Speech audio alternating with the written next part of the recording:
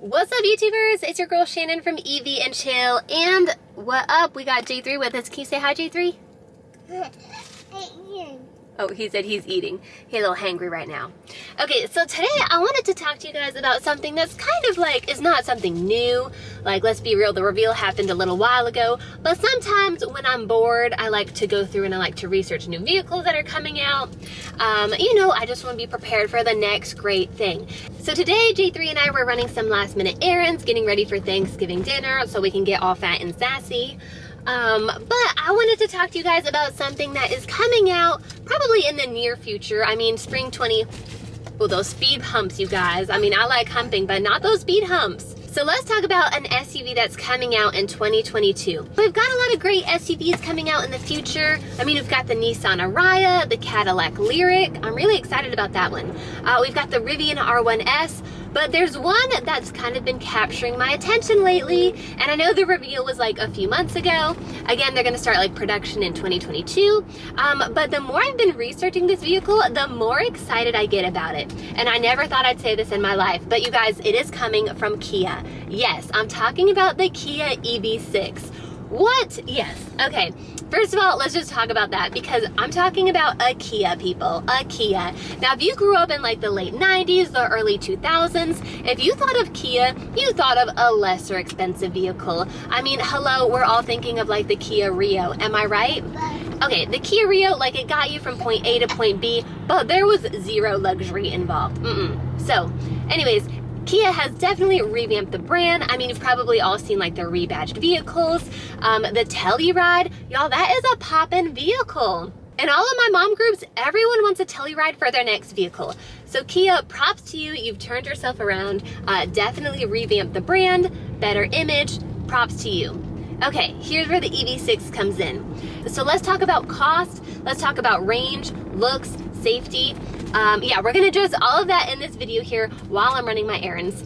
But for starters, let's talk about cost. Because you guys, the base Kia EV6, that's gonna start you at $56,000. $56,000 for a Kia, people. But wait, it gets better or worse, depending on how you look at it.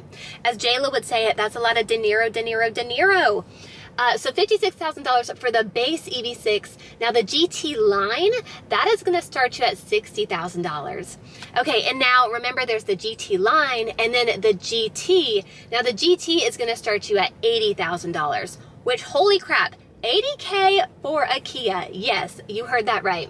Now the GT line that starts at $60,000, that's really gonna look like the GT, but it's really not gonna have the performance to match it. So basically you can think of the GT line as kind of me getting Botox. I'm gonna look better, but it's not gonna change much else besides my appearance. Now the GT, the one that starts at $80,000, that's the one that's actually gonna have the performance to match. And again, 80K for a Kia is insane, y'all. That is cray-cray. I'm having a little bit of trouble like wrapping my mind around it, but at the same time, I feel like Kia is kind of putting its money where its mouth is, and we'll talk about that in a second. Okay, now we just parked at the grocery store, so let's run in, let's get our last minute essentials for Thanksgiving, and we'll continue this conversation. Now, is this for hot chocolate or for sexy time? I'll never tell. It's for sexy time. What? Who said that? And let's talk about range of the EV6. So the standard one has a 58 kilowatt battery. That'll get you 230 miles of range. And the long range has a 77.4 kilowatt battery. So you're looking at 316 miles of range. So not bad. I wouldn't necessarily say it's something to brag about, but nothing to be ashamed about either. Okay, also you guys, stocking up on mac and cheese for Thanksgiving. This is the best mac and cheese ever. If you don't think so, fight me. Okay, actually don't fight me because I have the upper body strength of a kitten, but it's still real good. I'm gonna get 2 of them. Okay, let's keep shopping, we're almost done. And let's talk about what that means in terms of horsepower. Now, the GT line, for the standard range, that's gonna be 231 horsepower in your all-wheel drive versions and 167 horsepower in your rear-wheel drive versions. But the GT, the one with the actual performance, that's gonna have 2 motors. That's gonna produce 576 horsepower and 538 pound-feet of torque. And if you're like me, you might be wondering, well, how quick is it? The GT can do 0 to 60 in 3.5 seconds. So we just finished shopping, we just dropped the groceries off at home, we have a few more errands to run, but I figure we'll get lunch on the road. I don't want to cook lunch. I mean, it's like, what, Monday, and it's already been a week, people. So we're gonna go to Chick-fil-A. I mean, it is the Lord's chicken, so the calories don't count. We're gonna hashtag treat yourself.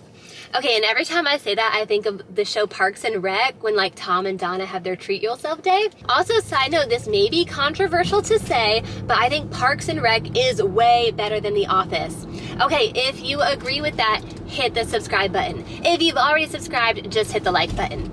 But back to the EV6. Okay, so Kia, they are putting their money where their mouth is. Kia is boasting that it has an 800 volt charging capability. So that means it can go from 10% to 80% battery in 18 minutes. That's 210 miles. You guys, that is cray cray. That is super fast. I mean, that's even like surpassing Tesla right now. I mean, Kia even just set a new Guinness World Record in terms of like how fast they could get a car across the country, like charging times, just charging time. So it took them 7 hours and 10 minutes of charging time, which beat the previous record that was held by Tesla, which was 12 and a half hours. Okay, so in the time it took for like the Kia to get across country, you could almost watch like Lord of the Rings and then another half of Lord of the Rings in the same time it took the Tesla to charge. That is like a lot of hours saved. That is super impressive. Now let's switch gears here. Okay, see what I did? I said switch gears because we're talking about cars. Okay, let's switch gears and let's talk about looks. Because despite what your mama told you, looks account for a lot. Yes, the inside counts, but looks are what kind of attracts you to something, whether it's a car or a person. I mean, truthfully, that's what attracted me to my husband. He is fine. And if you have seen him with his shirt off, oh, sizzle, sizzle. Okay, so yeah, so looks are a big deal. And I think the Kia EV6, it looks pretty cool. It does look pretty futuristic. I think they took some notes actually from Tesla. They've got the flush door handles. It's pretty sleek. Okay, but truthfully, my first reaction when I saw the EV6 was that it kind of looked like a station wagon-y Prius. Like the hood kind of looks like a longer Prius, and then like it's like a lower car to the ground, and as your eye follows the body down, it's got that like hatchback style. So yes, so I do think it looks kind of station wagon-y. But again, looks wise, I think it looks like an EV. I mean, EVs never typically look like your standard ICE vehicle anyways. I also like how they integrated the charge port door into like the back taillight area, also taking a nod from Tesla there. And speaking of the outside still, before we make our way to the inside, I like the digital tiger front grille. I think that's what Kia's calling it, like the digital tiger. And really, I like it when companies put a lot of thought and detail into like the lights of the vehicle, like the headlights, the taillights. I think that shows like a lot of attention to detail. So I like kind of like that striping effect that they did. I think it makes the car look a little bit more sophisticated, a little bit more luxurious. As Fergalicious would say, it looks a little more glamorous. And we just got here to Chick-fil-A, and pro tip here, I am not waiting in a line that wraps around the building twice. Y'all, look how long this line is. That like wraps around the building. Mama is not waiting in that line. So again, my pro tip, use the Chick-fil-A app, park in their curbside orders, and then you can just wait here for your food to be delivered. So let's go ahead and let's place our order, and then we'll continue to talk about the looks here. We'll get some nuggies, 8 count, and Chick-fil-A sauce. And we'll throw in a ranch just in case. We like our options. We'll get some waffle fries. Get in my belly. See what they got for treats. That looks good, that looks good, that looks good. Oh, peppermint milkshake is back. That's what's up. No whipped cream. Whipped cream is for later tonight, if you know what I mean. You saw what I was buying. Okay, let's see. Review our meal. Add to order. And let's choose our car. We are in the blue Ford SUV. Or are we in 69? Oh, who did that? Okay, no, we're in number 6. We don't want our order to get wrong. And going back to the EV6, okay, so now let's talk about the inside. Now the inside, I'm not gonna say it's as minimalistic as Tesla. Like there's still lots of buttons and knobs, but it's not like overly cluttered. I feel like Kia did a really good job designing the inside. But here's something I noticed. Okay, I was watching a bunch of like YouTube videos on it, reading some articles. So the knobs that are up front between like the driver and the passengers, you know, typically vehicles will have like a button where you can do your climate control, and then you have got like your volume and your tuning knob. But what's cool on the EV6 is that the driver and passenger each have a knob, but it can do different functions in different modes. So in one mode, it's going to be able to adjust like your climate for each person. But in another mode, the driver's knob will control the volume, like the music volume, and then the passenger's knob will be your tuning knob. I think that is genius, so smart, that just eliminated 2 unnecessary buttons. Okay, but we also have to talk about the screen, because there is that like really nice curved display screen, starts in front of the driver, ends kind of like in the middle of the car. I like that it's curved. This is what it reminded me of. Do you remember a few years ago when Samsung had like the curved TV? Like, and they said from anywhere in the room, you'll be able to like have a perfect view of the TV. Okay, I don't know if that's what like the screen on the Kia EV6 is gonna be like, but that's what it reminded me of, because it has that curve, and I really wanted that TV. Like, I wanted it, but I didn't get it. So curved screen, really cool. But we need to focus on the technology, because if the EV6 is operating off of the same technology as the Telluride is, then I think Ford better be taking notes. Yes, that's right, I called you out, Ford. Okay, if you've seen any of my past videos, you know we've been having software issues with our vehicle. If you know, you know. I'm not gonna go into it in detail again, because that's gonna be boring.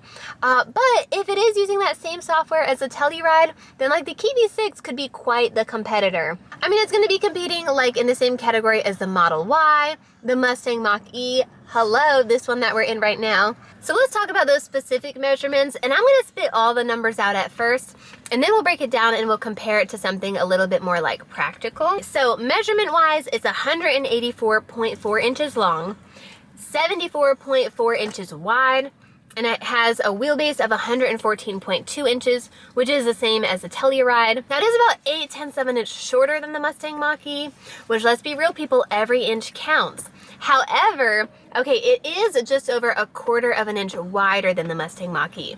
So even though you're losing length, you are adding a little bit of girth. And ladies, let's be real, sometimes girth is just as important as length. Am I right? Yes, ladies, you know I'm right. Okay, and touching upon the wheelbase, the Mustang Mach-E is 3.3 inches longer in the wheelbase. So the two vehicles, they are really comparable in size. So the EV6, it's 61 inches tall. And you guys, that is low for like an SUV. Like, that's real low. And I think that kind of attributes to like the sportiness of it. The EV6 is 3 inches shorter than the Mustang Mach-E. And the Mustang Mach-E is already a low SUV. Okay, I mean, look at this, you guys. Like, that is pretty low. In comparison to the ID4, it's like 3.4 inches shorter than the ID4. That's almost 3.5 inches.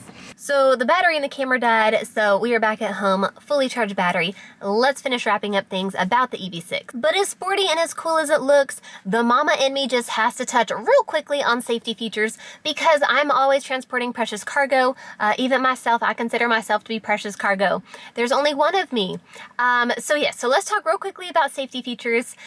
It's got things like lane keep assist, blind spot monitoring, forward warning collision, intelligent LED headlights, adaptive cruise control, and y'all, adaptive cruise control should be like standard on every vehicle. It's gonna have safe exit assist, so that means like if your car is parked and a vehicle is like approaching from behind, it'll let you know it's there. So really great safety features, but here's the overarching question here. If you had 80K, would you drop it on a Kia? Okay, let me break it down this way. If you had to choose between a Mustang Mach-E GT, a Model Y Performance, or an EV6 GT, which one would you buy? Okay, so for me, I'm immediately gonna cross out the Mach-E. Y'all, I cannot do another Ford right now. At least with their software, I cannot handle this. So Mustang got to go. That leaves us between the Model Y Performance and the EV6. So I'm gonna have to say, I don't know. At least not yet. I'm not sure 100% what I would do. Because here's the thing. Okay, Tesla is an EV company. Like, they have lots of experience. Their supercharging network has always worked for me. I have complete confidence in it. It's pretty much always been flawless when I've used it. So that's totally like a point for Tesla. But the EV6, on the other hand, you guys, I'm really liking what Kia has to say about it. I think it looks like it's going to be really awesome. I'm excited about this. I mean, the fact alone that Kia is having me consider an $80,000 vehicle says a lot about how the company has like revamped itself. So again, props to you, Kia. I mean, Kia is even like calling Porsche out What? Yes. Okay, this is straight from their website. So they're saying that like top trim levels of the EV6 is quicker than a Porsche Cayenne. Okay, but they're saying like the 335 horsepower Porsche Cayenne. So essentially they're saying like their top trim level of EV6s is going to be like Porsche's lowest tier Cayenne. So I mean, I don't know if that's necessarily a fair fight, but again, the fact that they're even saying a Kia is comparable to a Porsche is a big deal. Okay, so I'm kind of torn right now. I don't know if I could give a definite answer, but I want to hear from you too. Do you think a Kia is worth 80 grand, or would you even buy a base level? I want to know, so drop it in the comments, yes or no, and tell me why. Okay, well that's all I've got for now. Thanks for watching. I'll catch you next time.